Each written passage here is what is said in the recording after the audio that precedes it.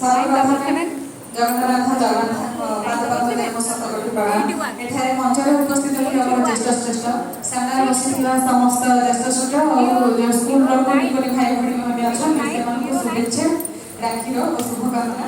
ମୋର କବିତାର ଶୀର୍ଷକ ପିତାମାତା। এই কবিতাটি মোর রবিবার সমাজে খবরকাগজে অলরেডি স্থান পাই সারিছি। গোটে সপ্তাহ তলে গঞ্জামর স্কুল পিলা মানে পঞ্চম শ্রেণীর পিলা মানে এই কবিতা 2 বর্ষ পরে পড়ি মতে এবে কল করিলে পিলা কহিলে টিকে শুনিলে বলিলে মনে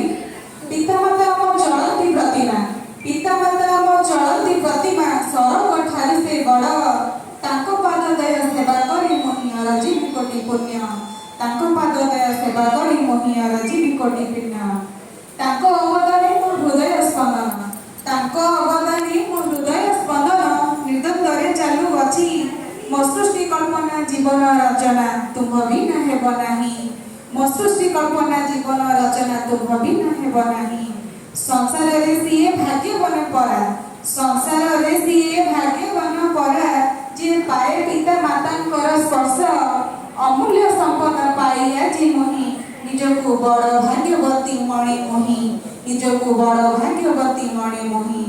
ମମତା ଉପରେ ହସ୍ତଦୟ ତୁମ ସର୍ବଦା ଏପରି ରହୁ ମମତା ଉପରେ ହସ୍ତଦୟ ତୁମ ସର୍ବଦା ଏପରି ରହୁ ତୁମ ଆଶୀର୍ବାଦୀ ମୋ ବାକି ଜୀବନ ସୁଖମୟ